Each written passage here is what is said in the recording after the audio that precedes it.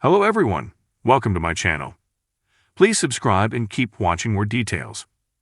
Deacon tries to convince Finn that Sugar, not Sheila, is who Steffi killed, and that his mother's in trouble. All products and services featured are independently chosen by editors. However, soaps.com may receive a commission on orders placed through its retail links, and the retailer may receive certain auditable data for accounting purposes. At Deacon's place, he tells Finn there is someone out there who looks just like Sheila. Deacon insists Finn's birth mother is alive. Finn says he's been talking a lot of crazy stuff lately. Deacon fills him in on Sugar and what Lauren told him about her. He swears he's telling the truth. Deacon tells him that Sugar had her face surgically altered to look like Sheila, and Sugar ended up going to prison for Sheila's crimes. Deacon says the person who was cremated had Sheila's face, but 10 toes, and Sheila is more of a genius than they ever thought. Deacon relays the whole ordeal between Sugar and Lauren, and that Sugar was recently released from prison. Deacon believes Sugar did something to Sheila and she's in real trouble. Deacon shows him a photo of Sugar, but Finn says it could have been edited. Deacon says Laura hated Sheila and has no reason to lie, and he's certain it was Sugar who was cremated. Finn says this is beyond the realm of reason, and he's accepted he will never see Sheila again. Now Finn is telling him he could have a second chance with Sheila. Deacon says he is, and they have to go find Sheila right now. Hope and Steffi sit down at the Cliff House to discuss Sheila's death. Steffi knows Deacon is having issues, but Finn is finally recovering after everything that Monster put them through. She's grateful that Sheila is no longer a threat. Steffi tells Hope that Deacon needs to accept that Sheila is dead. Hope admits she's worried about her father. She is hoping they can all move on, but Steffi says they can't with Deacon insisting Sheila is alive. Hope thinks her father is processing this in his own way. Steffi just wants Deacon to stay out of her husband's head. Hope just thinks he needs to get Sheila out of his system, and he can get back to his old self. Steffi asks Hope if Finn has said anything to her. Hope says he's mentioned his complex feelings about Sheila. Steffi wishes he could see her for the monster she was, and she doesn't want her husband to buy into this fairy tale of Deacon's.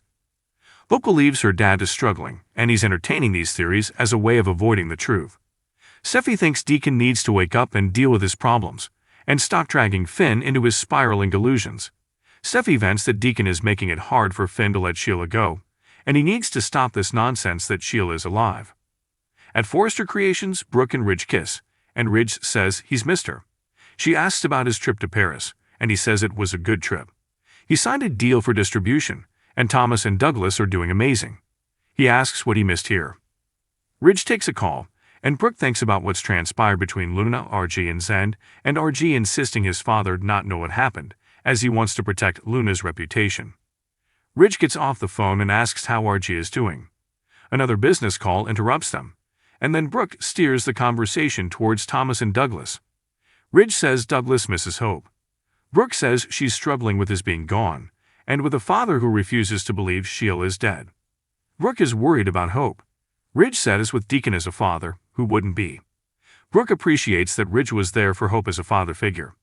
Ridge says Deacon is a strange boy, a felon who hung out with Sheila after everything she did to them. Brooke says Hope wanted a relationship with her dad, and now that Sheila is gone, maybe they can rebuild their bond. That is if Deacon can move on and forget about Sheila.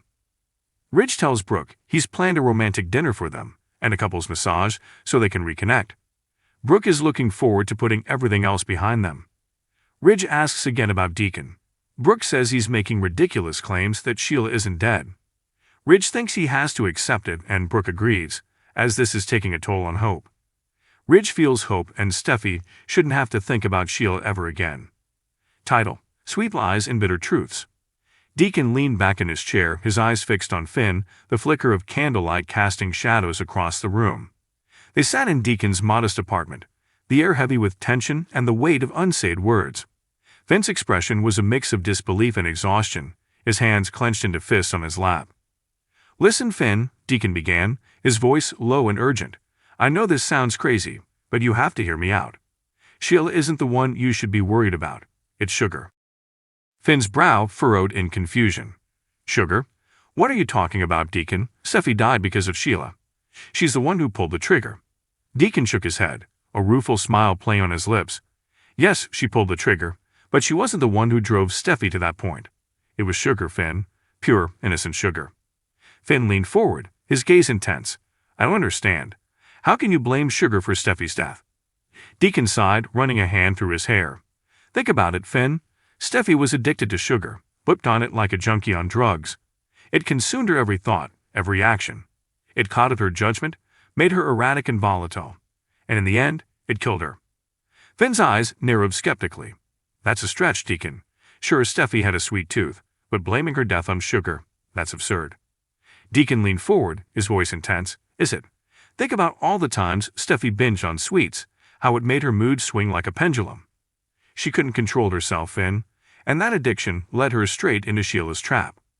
Finn shook his head, disbelief etched on his features.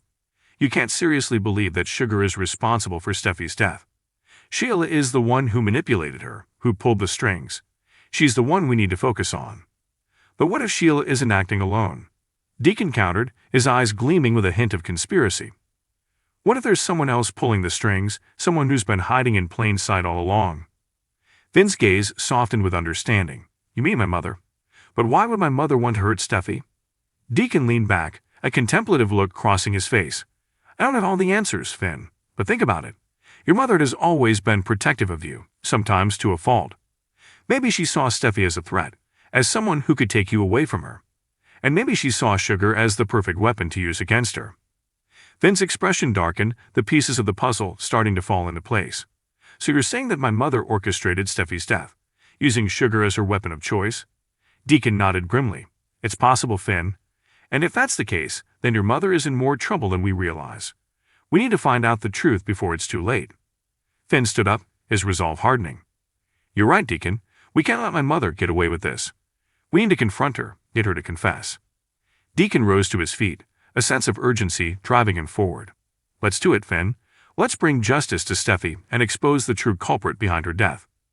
Together, they left the apartment, their minds focused on the task ahead. As they stepped out into the night, a sense of determination washed over them, fueled by the conviction that they were on the brink of uncovering a truth more bitter than any lie. And somewhere in the shadows, the real mastermind watched and waited, knowing that their secrets were on the verge of being revealed. Deacon's eyes burned with determination, because it wasn't meant to kill her. It was meant to frame Sheila. Think about it, Finn, who stands to gain the most from Steffi's death. Finn's mind raced as he considered Deacon's words. My mother, he whispered, the realization dawning upon him like a bolt of lightning. Deacon nodded grimly. Sheila may be many things, but she's not a killer. She wouldn't have risked everything to take Steffi's life. But your mother?